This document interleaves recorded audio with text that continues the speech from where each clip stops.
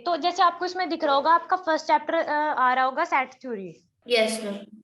तो हम क्या करेंगे, हम जैसे आपका फर्स्ट चैप्टर से स्टार्ट होंगे, पहले जो 11th के आपके एग्जाम में आने हैं, भाभी बैठ जाओ, भाभी आ जाओ, वो ओके, वो वाले चैप्टर करेंगे, ठीक है। Okay ma'am. उसके बाद क्या होगा, जैसे ये चैप्टर कंप्लीट होगा, उसके बाद मैं आपको क्वेश्चन प्रैक्टिस करवाऊंगी, रुको मैं दिखाती हूँ। जैसे ये सब थ्योरी पढ़ानी पढ़ानी है आपको, फिर उसके बाद ये देखो क्वेश्चन दिख रहे हैं आपको। Yes ma'am. देखो जैसे ये क्वेश्चन है एग्जाम्पल 8, ये एग्जाम में आया हुआ है, MNR कुरुक्षेत्र में आया हुआ है, NIT है जो कुरुक्षेत्र में, पता है, नेशनल यस इंस्टीट्यूट। मैम। हाँ, तो उसमें जो क्वेश्चन ऐसे आए हुए हैं, AMU में आया हुआ है, ठीक है, ये आया हुआ है, ये कर्नाटका CET में आया हुआ है। मतलब जैसे जैसे ये टॉपिक पढ़ाऊंगी मैं, फिर उसके जो क्वेश्चन आए हुए हैं, देखो दिख रहे हैं आपको ये। Yes ma'am. तो फिर हम जैसे ये टॉपिक पढ़ेंगे, फिर उसके साथ साथ उसके जो प्रीवियस ईयर आए हुए हैं या उससे रिलेटेड जो क्वेश्चन है वो करवाएंगे। ओके। Yes ma'am. जैसे ये चैप्टर है, अब इसके मैंने आपको टॉपिक भी पढ़ाना है, इसके MCQ, फिर टॉपिक पढ़ाना है, फिर इसके क्वेश्चन, ऐसे ये चैप्टर कंप्लीट करेंगे।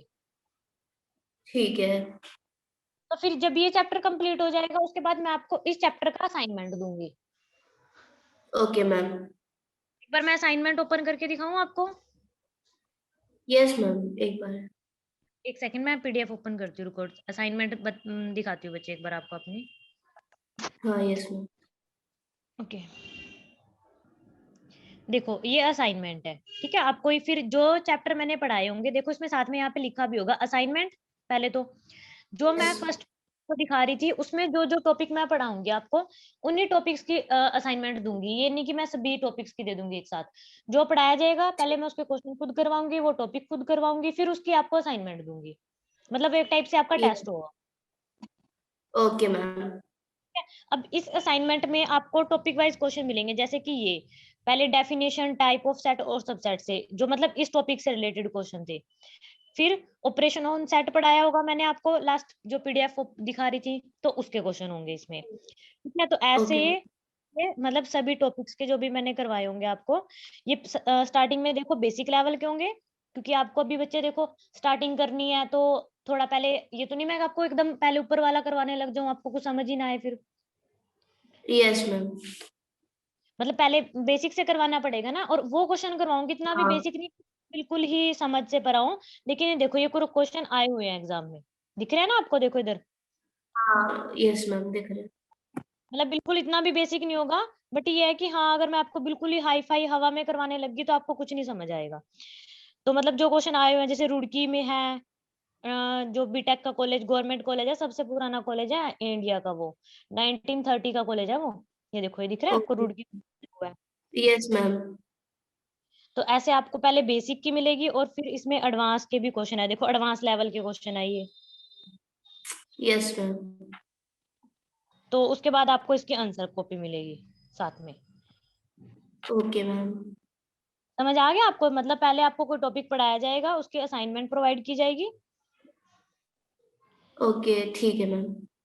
रुको अभी मैं एक सेकंड, वो PDF कहाँ गई बच्चे, एक सेकंड। Yes ma'am. समझ आ गया ना आपको कैसे कोर्स चलेगा बच्चे आपका। मैम पहले आप 11th का पढ़ा के फिर 11th का रिवाइज करके फिर 12th में जाओगे ना? हाँ बच्चे, पहले 11th का चैप्टर वाइज हाँ। करेंगे। जैसे आप में टोटल टोटल मैं बताती हूँ आपको, जो IIT के चैप्टर है, देखो मैं अभी 11th 12th की बात नहीं करती, क्योंकि मैंने आपको IIT का पढ़ाना है। टोटल हमारे पास 37 चैप्टर है IIT के, ओके। सॉरी 36 चैप्टर है। 36 चैप्टर के साथ थर्ड चैप्टर जो लास्ट होगा मेरा, मैं जो करवाती हूँ अपना बता रही हूँ, उसमें मैं आपको पूरा PDF दूंगी एक, मतलब जिसमें फॉर्मूलेज होंगे आपके पास, ओके। कम से वो आपके पास होगी, काफी बड़ी PDF होगी, वो तो होगी 40-50 पेजेस की होगी। वो मैंने खुद प्रिपेयर की हुई है। उसमें क्या होगा आपके पास कि, मुझे रिकॉर्डिंग चल रही है ना, हाँ ठीक है। उसमें क्या होगा, हाँ। मैं आपको स्क्रीन शेयर करके देखो।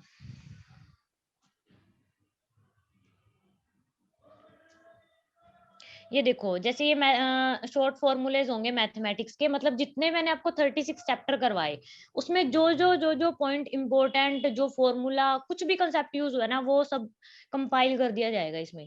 देखो जैसे ये Yes. स्ट्रेट लाइन चैप्टर है, इसके सब फॉर्मूले, और फिर सर्कल वाला चैप्टर उसके फॉर्मूले, फिर पैराबोला के, फिर एलिप्स के, फिर हाइपरबोला के, फिर लिमिट एंड फंक्शन के, ऐसे मतलब topic wise, chapter wise application of derivative, कम से कम 30 पेजेस की देखो पीडीएफ है।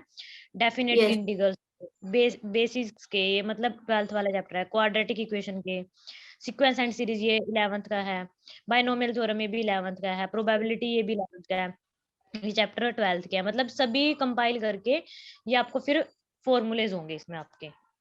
Yes, ma'am. ठीक है, तो टोटल आपके पास इसमें 36 चैप्टर होते हैं जो पूरे हैं Okay. आईआईटी मैथ्स में, मतलब जो हमें पढ़ने हैं। कुछ चैप्टर 11th के हैं, कुछ चैप्टर 12th के हैं। तो पहले अभी Yes, देखो, ma'am. जैसे 11th में हो तो मुझे पहले आपको 11th वाले ही करवाने पड़ेंगे।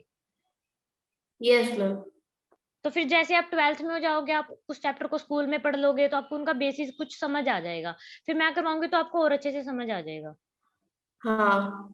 ठीक है, तो पहले 11th वाला करेंगे, क्योंकि अभी तो आपने जस्ट नॉर्मल किया ना एग्जाम अपने स्कूल एग्जाम के लिए। Yes, ma'am. सिर्फ नॉर्मल किया है. हाँ, तो पहले अभी नॉर्मल वाला तो आप करते रहना अपने स्कूल में, मैं अब आपको 11th का आपने एक बार कर लिया वो, उसके बाद अभी मैं अपने वाला करवाऊंगी, फिर आपको और अच्छे से सारा क्लियर हो जाएगा 11th वाला। फिर आप स्कूल में +2 Okay, वाला करते ma'am. रहना, जैसे 11th का खत्म होगा वैसे ही मैं +2 का स्टार्ट कर दूंगी इधर से, तो आपका 12th का स्टार्ट हो जाएगा सारा। ठीक है ठीक है, मैम. चैप्टर की मैं आपको वो मतलब थ्योरी पढ़ाऊंगी, फिर उसके बाद मैं आपको असाइनमेंट दूंगी आंसर्स के साथ, और फिर उसको डिस्कस करेंगे अगर कोई भी आपको डाउट रहता है तो। ओके. ठीक है, तो अब आपको कोर्स समझ आ गया ना एक बार सारा? Yes ma'am. ठीक है, ओके। अभी मैं थोड़ा बहुत आपको पढ़ा देती हूँ, एक बार कुछ टॉपिक डिस्कस कर लेते हैं। जैसे यस मैम. सबसे पहले मैम आपका क्या है, आपने क्या पढ़ाई की है? मैंने क्या पढ़ाई की हुई है बच्चे? यस मैम, आपने किसका डिग्री लिया है सर? ओके, मेरे पास एमएससी मैथमेटिक्स दिल्ली यूनिवर्सिटी से हूँ बच्चे में। अच्छा. Yes ma'am. हाँ, एमएससी मैथमेटिक्स किया हुआ मैंने डीयू से, और मैं कॉम्पिटिशन्स का मैथ ही पढ़ाती हूँ, जैसे आईआईटी वगैरह का हो गया, एनडीए का हो गया, सीडीएस मैथ्स हो गया। Okay ma'am. Hmm, Delhi university सुना होगा बच्चे, तो सेंट्रल यूनिवर्सिटी है। यस मैम, सुना है बहुत. हाँ, फेमस तो है.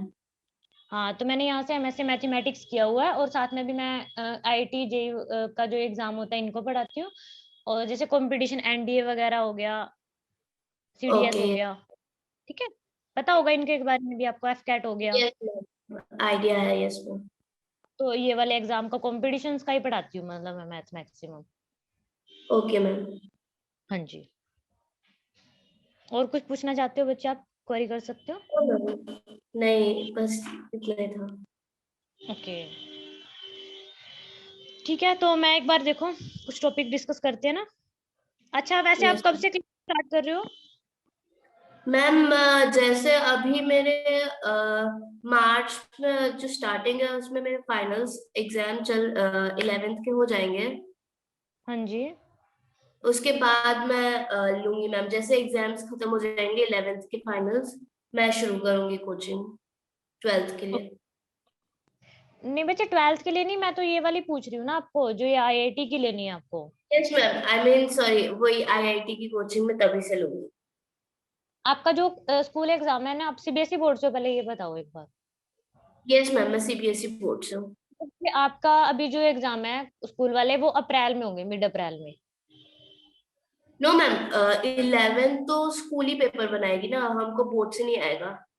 हाँ हाँ, तो बोर्ड से नहीं आएगा बच्चे, वो उनके 25 अप्रैल से, और आपके स्टार्ट होंगे 5 अप्रैल कुछ इसके आसपास, क्योंकि मेरे पास और भी है ना नॉन में, मतलब जिनको ऐसे 11th के हैं वो। नो, मेरे को नहीं पता कि उनके स्कूल में क्या रूल्स है मैम, पर हमारे स्कूल में ऑलरेडी हमको डेट शीट मिल गया है फाइनल एग्जाम्स का. मार्च 3rd से हमारे फाइनल एग्जाम्स है. ओके, ठीक है बच्चे, तो बट मैं आपको ये सजेस्ट करूंगी, क्योंकि देखो अभी आपके एग्जाम है, उसमें भी 11th वाला आना है, जो मैंने पढ़ाना है वो भी 11th वाला है, तो वो भी तो आपका यस रिवाइज ही होगा ना। Yes ma'am. तो आप कोर्स परचेज अभी भी कर लो, क्योंकि मैथ्स में तो आप कर ही सकते हो, 11th वाला ही मैंने पढ़ाना है, 11th वाला ही अपने एग्जाम में देना, बल्कि आपका तो डबल रिवीजन होगा, आईआईटी की पॉइंट ऑफ व्यू से भी हो जाएगा और एग्जाम के पॉइंट ऑफ व्यू से भी हो जाएगा। एग्जाम में तो उससे यस. कम क्या है ना। ये हाँ मैम. समझ रहे हो? मैं कौन सा भी आपको कुछ डिफरेंट करवाऊंगी, वही तो करवाऊंगी। हाँ। ठीक है, अभी जैसे आपका टर्म 2 का एग्जाम होगा, राइट? Yes ma'am. तो मैं आपको जो चैप्टर करवाऊंगी वो टर्म 2 वाले ही करवा देती हूँ पहले, यस मैम, ठीक है। है ना? Okay ma'am. बात ऐसे, हाँ। समझ रहे हो? हाँ ठीक, यस मैम, समझी मैम। अब क्या बोलना क्योंकि चाहते हैं? उसमें भी तो आपका टर्म 2 का ही होना है, और वो भी मैथ्स का ही है, वो भी 11th का है। अभी जैसे आपका उसमें जो जो चैप्टर टर्म 2 के आने हैं, तो पहले वो वाले चैप्टर कर लेंगे, ताकि वो आपको स्कूल में भी हेल्प हो जाए और इधर से भी आपके चैप्टर कंप्लीट हो जाएंगे इतना। क्योंकि देखो अभी बच्चे आप अप्रैल तक करोगे ये वाला, फिर उसके बाद स्टार्ट करोगे, फिर आपके पास 12th का भी बर्डन होना शुरू हो जाएगा।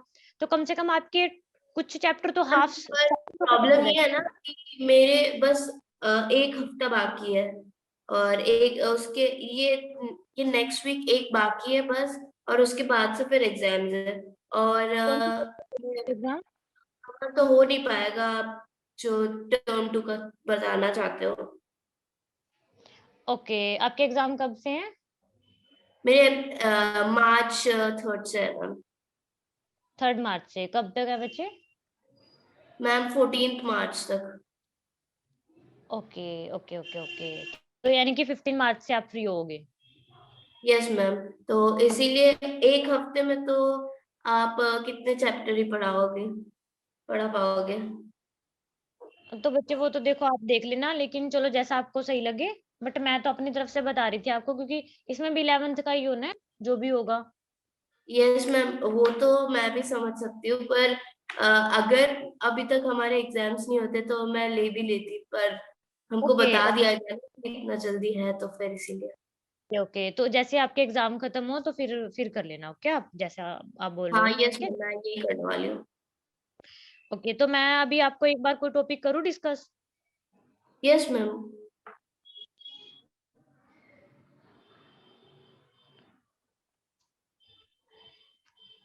हेलो।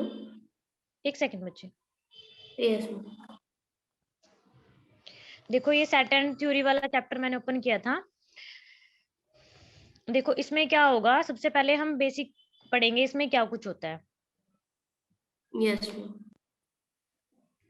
देखो एक सेट क्या होता है, a set is well defined class and collection of object. Set क्या होता है, मेरे पास कलेक्शन होता है ऑब्जेक्ट का। मैंने ऑब्जेक्ट थे मेरे पास, मैंने उनको कलेक्ट करके रख दिया, वो क्या बन गया उसका set. By well defined collection we mean that there exists a rule with the help which it is possible to tell whether the given object belong to or does not belong to the given collection।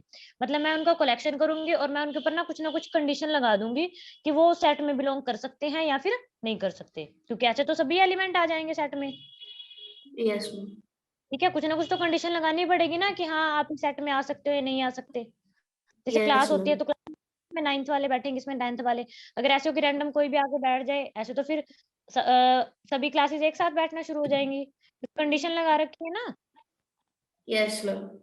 Set के ऊपर कुछ condition होती हैं। तो object the object in a set में be anything, number, people, mountain, river, कुछ भी हो सकता है मतलब वो, ठीक है? सेट के अंदर रिवर भी हो सकते हैं, माउंटेन भी हो सकते हैं, कुछ भी रख सकते हैं हम। आगे देखो सेट के ना कुछ टाइप दीवार बता रखे हैं। रोस्टर मेथड, लिस्टिंग मेथड बोलते हैं, set builder method. Roster method में क्या होता है, in this method set is described by listing elements separated by commas. देखो कोमा से सेपरेट किया हुआ है ना इनको, ए ई आई ओ यू, ये सारे वोवल्स यस हैं। मैम। तो set of vowels in English alphabet, इससे मैंने लिख दिया और इनको कोमा से सेपरेट किया हुआ है। आगे देखो set of even natural number, ऐसे लिख सकती हूँ मैं, ठीक है? इनके बीच में कोमा डाल दिया मैंने। आगे देखो order in which the elements are written in a set makes no differences, दस ए आई यू मैंने ऐसे लिखूं या फिर एलिमेंट को आगे पीछे करके लिखूं तो कोई डिफरेंस नहीं होता उसमें। Oh yes ma'am. ठीक है, ये थी मेरी रोस्टर फॉर्म जिसमें कोमा डालते हैं हम और एलिमेंट्स को लिखते हैं। अब होती है सेट बिल्डर फॉर्म या फिर रूल मेथड बोलते हैं इसको। इसमें क्या होता है, in this method A set is described bye a characterising property, यानी कि मतलब उसकी प्रॉपर्टी के बारे में बताते हैं हम। जैसे कि it's element x, in such a case describe x such that P of x holds. मतलब देखो मैं ये दिखा रही हूँ आपको एग्जांपल, ये देखो the set E all even natural number can be written as, मतलब ई मेरे पास सेट है इवन नंबर का, तो इवन नंबर को कैसे लिखते हैं?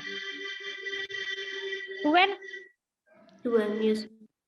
ठीक है, तो मैं इसको लिख सकती हूँ x such that x is a natural number, यानी कि n में बिलोंग करता है, और x किस फॉर्म में हो गया? 2n की फॉर्म में। 2n, yes ma'am. ठीक है, ऐसे मैंने ये लिखा 2n वाला, ये ऐसे मैंने उसको सेट बिल्डर फॉर्म में बना दिया। आगे कुछ सिंबल होते हैं, ये देखो, ये सिंबल को बताया गया है कि इसका मतलब इम्प्लाइज होता है, ये बिलोंग टू होता है, ये क्या होता है? ए सबसेट है बी का, ये इम्प्लाइज होता है या फिर इम्प्लाइड बाय, ये होता है डज नॉट बिलोंग, ये होता है डज नॉट बिलोंग, ये होता है सच दैट, ये कुछ for every there exist, if का मतलब होता है इफ एंड ओनली इफ। ये कुछ टर्म डिफाइन की हुई है कि जो आप इस पीडीएफ में मैंने यूज की है। Yes ma'am. ठीक है, Yes ये सब मैम. मैंने यहाँ पे लिखा हुआ है कि जो भी इस टर्म्स में आएगा वो सब है। आगे देखो, set of intelligent student in a class, ये मैंने कोई सेट बनाया हुआ है, intelligent in a class, intelligent student का बनाया हुआ है। अब देखो ये सेट क्या होगा? नल सेट होगा, फाइनाइट सेट होगा, सिंगलटन सेट होगा, not a well defined collection. देखो अभी तो नल सेट क्यों नहीं हो सकता? क्या मुझे क्या पता उस क्लास में कोई स्टूडेंट इंटेलिजेंट है नहीं है? मैं ऐसे तो नहीं बोल सकती कोई स्टूडेंट इंटेलिजेंट नहीं है, मुझे तो पता ही नहीं, उसने कुछ बताया स्टेटमेंट में? No ma'am. तो नल भी नहीं हो सकता, नल में तो मतलब कोई एलिमेंट ही नहीं है। Yes ma'am.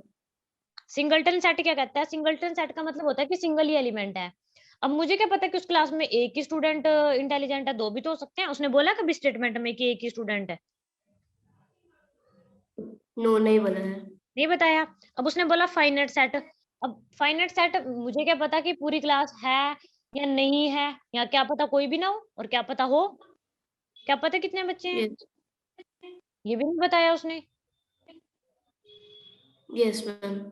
नहीं बताया ना, तो इन तीनों में से तो कोई आंसर नहीं हो सकता। अब बचा not a well defined collection, तो इसका आंसर डी होगा, because since intelligence is not defined for student in a class, तो नॉट डिफाइंड कलेक्शन होगा ये। Oh yes ma'am. इंटेलिजेंस को उसने भी क्या, कौन इंटेलिजेंट, किसको इंटेलिजेंट समझ रहा है वो, और कितने स्टूडेंट है, कैसे केस है, कुछ ऐसा तो नहीं बताया। Yes मैम नहीं बताया. अब देखो ये बच्चे क्वेश्चन आया हुआ है एएमयू में, एंट्रेंस में। Yes ma'am. ठीक है, उसके बाद टाइप्स ऑफ सेट होते हैं, जैसे नल सेट हो गया, एम्प्टी सेट हो गया, singleton, finite, coordinator, infinite, equivalent, equal. ठीक है, ये सब पढ़ेंगे हम, ठीक है, जब आपकी क्लास होगी। Yes ma'am.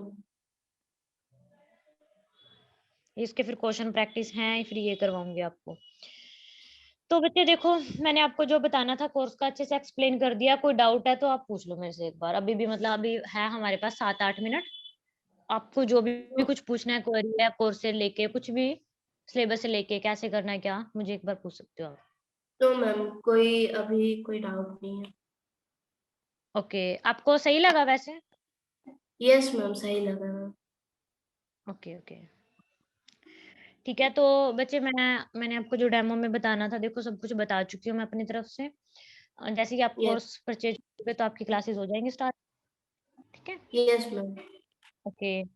तो कोई डाउट तो नहीं बच्चे, मतलब डेमो में कोई ऐसा तो नहीं लगा ना आपको, कुछ समझ नहीं आया, कुछ सही नहीं लगा? नो मैम, मेरे को सब कुछ अच्छे से समझ में आया. आपने अच्छे से पढ़ाया.